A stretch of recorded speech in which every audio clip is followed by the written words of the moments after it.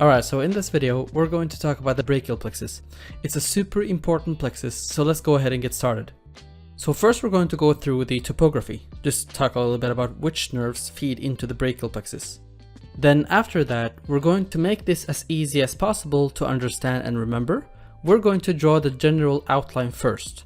Then we will go ahead and go through the supraclavicular part of the brachial plexus, and then the infraclavicular part. And then at the end, there will be a little quiz. So let's go ahead and get started with the topography. So here we see the spinal cord within the vertebral canal. And here we see the spinal nerve leaving the intervertebral foramen.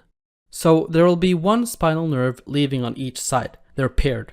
To be specific though, we're not really going to talk about the whole spinal nerve, right? We're actually talking about the anterior branch of the spinal nerve, because the anterior branch is what forms all the plexuses that we're going to talk about in the series of videos. So brachial plexus formed by the spinal nerves. Which part of the spinal nerves? The anterior branch. More specifically, the brachial plexus is formed by the spinal nerve number C5, C6, C7, C8. It will also have the T1 join in for the brachial plexus. So we generally say that it starts from C5, but it might get some branches from C4, but for the most part it starts at C5. But we will add the C4 too so that we cover all the variations. Alright, let's now go ahead and simplify this drawing so that we can actually make a scheme out of this. Now what I want you to do is to grab a piece of a paper and a pen, and I want you to draw this scheme with me. And once you do that, I promise you will remember this much easier. Alright. Now the first thing we can do is lay down the main topographical areas here so that it can help us memorize this scheme. Coming from the spinal segments are nerve roots. They form trunks, which forms divisions. The divisions go together, forming cords, which then forms the main nerves that supply different structures of the upper extremities. So root, trunk, divisions, cords, nerves. You will find many mnemonics on Google for this one, but I remember really tired, drink coffee now, if you need to memorize. Let's now add dividing lines between these landmarks. What happens is C5 and C6 go together, forming one trunk. C7 continue forming its own trunk. C8 and T1 go together, forming one trunk. What we have now is a superior trunk, a middle trunk, and an inferior trunk. Easy. You might find some fibers coming from C4 feeding into the superior trunk sometimes as well. That's why C4 is sometimes considered a part of the brachial plexus as well, even though it doesn't really contribute that much to the brachial plexus and its branches. So, the superior trunk is going to branch out into an anterior division and a posterior division. The middle trunk is going to branch out into an anterior division and a posterior division. And the last one, same thing here, but I'm going to switch it up though. I'm going to have the posterior division here going up. You'll see why. It's going to be easier for diagrammatic purposes. We're going to have the posterior division, and same thing, we're going to have the anterior division. Now, the reason why these divisions are important is because some of these divisions are going to come together and form actual cords. Now, here's what I want you guys to remember. Once we have the anterior and the posterior divisions, I want you to take all the posterior divisions and combine them together. So the posterior divisions go together, combine, and form a cord. A posterior cord formed by the posterior divisions of the upper trunk, middle trunk, and the lower trunk.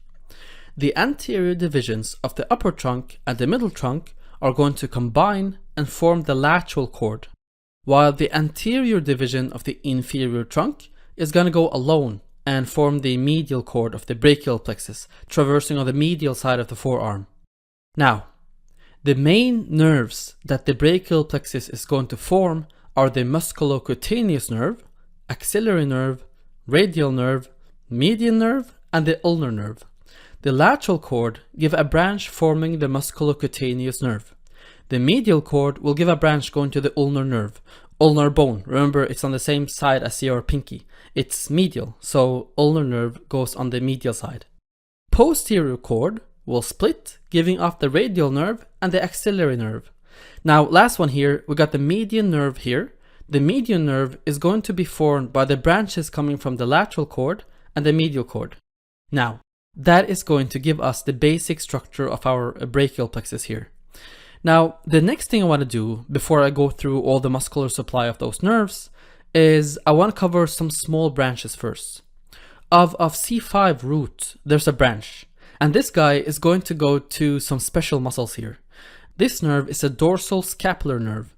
He's going to supply the rhomboid major and minor, which are responsible for retraction of the scapula, and it's also going to supply the levator scapula. It elevates the scapula. Now, the next one that we should know is a very important one.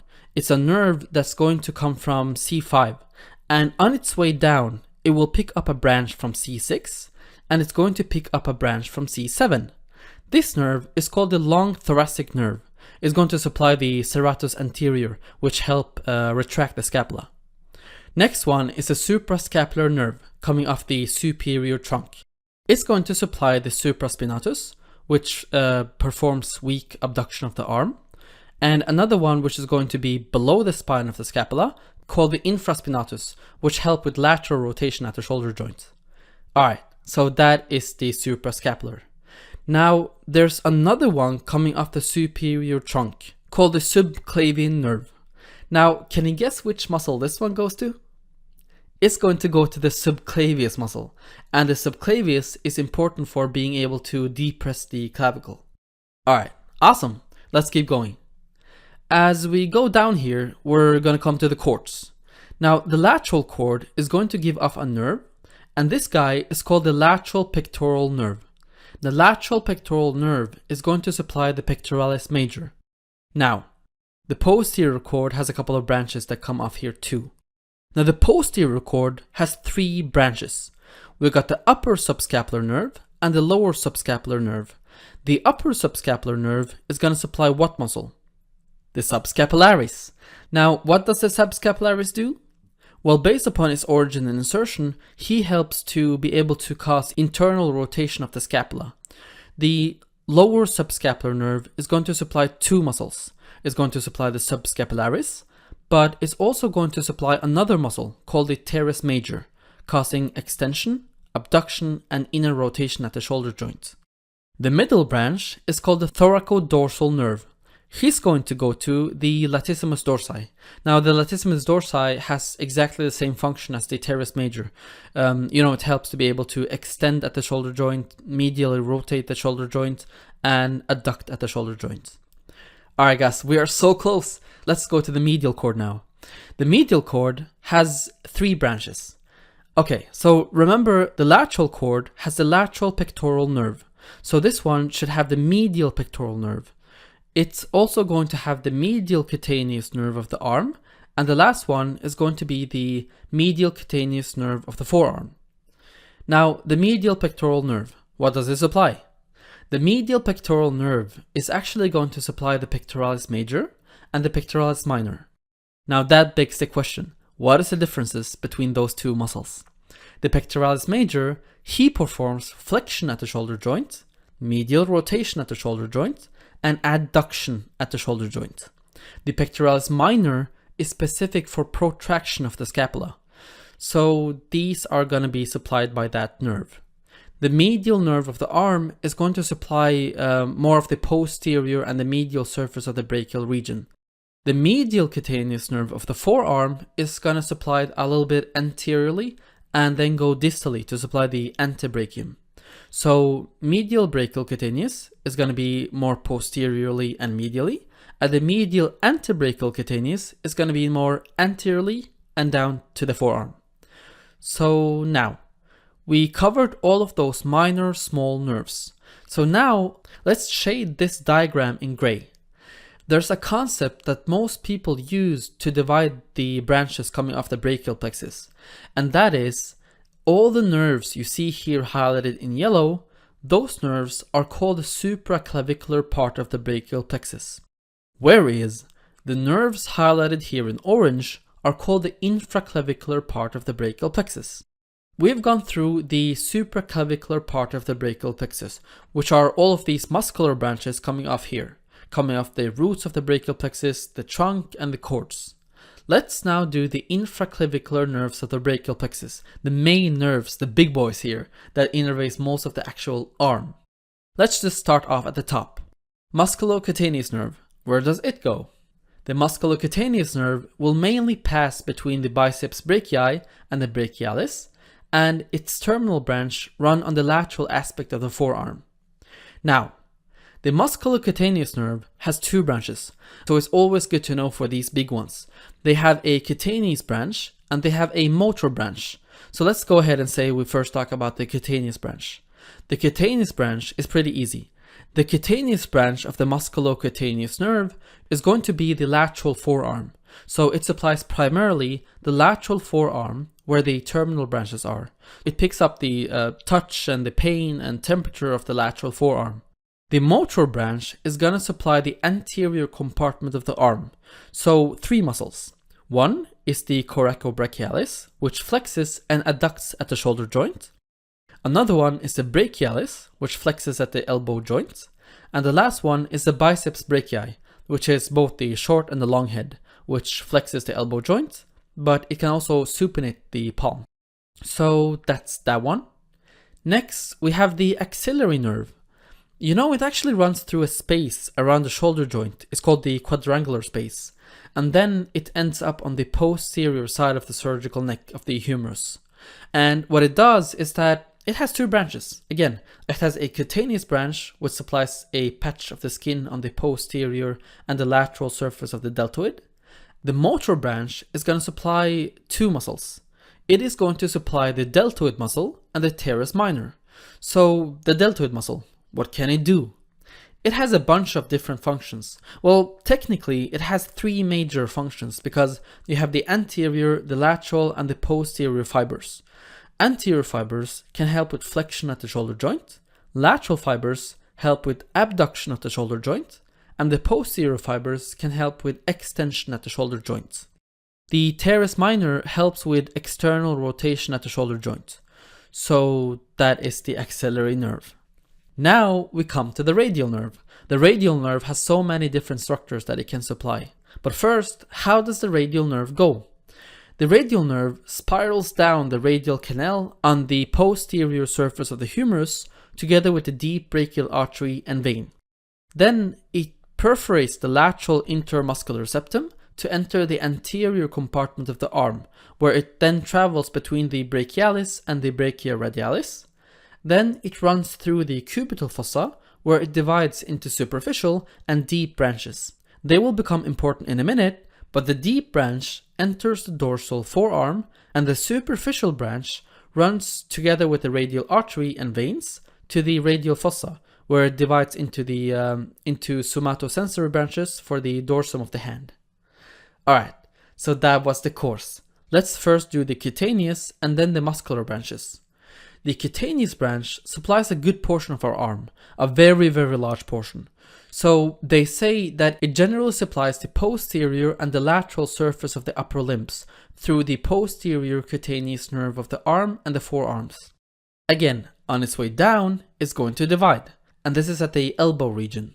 It divides into the superficial branch and a deep branch. The superficial branch is going to go down and give off nerves called the dorsal digital nerves, giving sensory cutaneous innervation of the thumb and the index finger and the radial side of the third finger as well. So it's going to supply the dorsal lateral side of the hand. So that's the cutaneous branch. Now what about the motor branch? The radial nerve is going to have muscular branches that's going to supply many different muscles on the extensor side. Let's start at the top and work our way down. So, the first one is that it's going to supply the muscles on the posterior upper arm, the extensor muscles. Specifically, the triceps brachial muscles, all the different heads. And these muscles, play a role within extension at the elbow joint. It also supplies another extensor at the elbow joint, which is the anconeus. Then if you come down, we're going to go to the forearm muscles. Easiest way to remember is that it supplies almost all the extensor compartment muscles of the forearm. And the way it does that is by having muscular branches supplying the extensor compartment, and the deep branch of it gives off the posterior interosseous nerve, which supplies the deep extensor compartment of the forearm. So that is mainly the radial nerve. Now we go to the next one, the median nerve. Alright, so the median nerve follows the brachial artery and the veins within the medial brachial intermuscular septum, and then it enters the cubital fossa. From the cubital fossa, it runs within the pronator canal, and then downwards between the flexor digitorum superficialis and profundus in the forearm, to then run more superficially in the distal part of the forearm. After that, it enters the palm through the carpal tunnel. Alright, so that was the course. Again, we're going to have a cutaneous branch for the median nerve. It will supply the ventral and the lateral surface of the palm, and the digits, the ventral surface of the digits 2 and 3, and the dorsum of the fingers 2 and 3. So going to the ventral and the dorsal surface. Alright, so that is the cutaneous branch. What about the motor branch? The median nerve is actually a culprit for many people who are active and typing and all those kind of stuff, because, you know, it actually lies within the carpal tunnel, superficially to the tendons of the flexor digitorum superficialis, and underneath the transverse carpal ligament. Sometimes this nerve can get a whole lot of pressure on it, or irritation, which can cause the so-called carpal tunnel syndrome. And if that happens, usually there's weakness or paralysis of the thenar muscles, as well as sensory changes in the region supplied by the medial nerve. Alright, so motor branches. What do we got? So let's go ahead and think about the flexor compartment. The median nerve also has muscular branches and anterior interosseous nerve, and they will give a motor innervation for almost all the anterior enterobrachial muscles, like the flexor carpi radialis, palmaris longus, pronator teres, flexor digitorum superficialis, flexor pollicis longus, flexor digitorum profundus for the second and the third fingers, and also the pronator quadratus. And we also got the common palmar digital nerves, number 1, 2, and 3, which provide motor branches for the muscles of the thenar eminence, which, remember, are the abductor pollicis brevis, opponens pollicis, and the superficial head of the flexor pollicis brevis.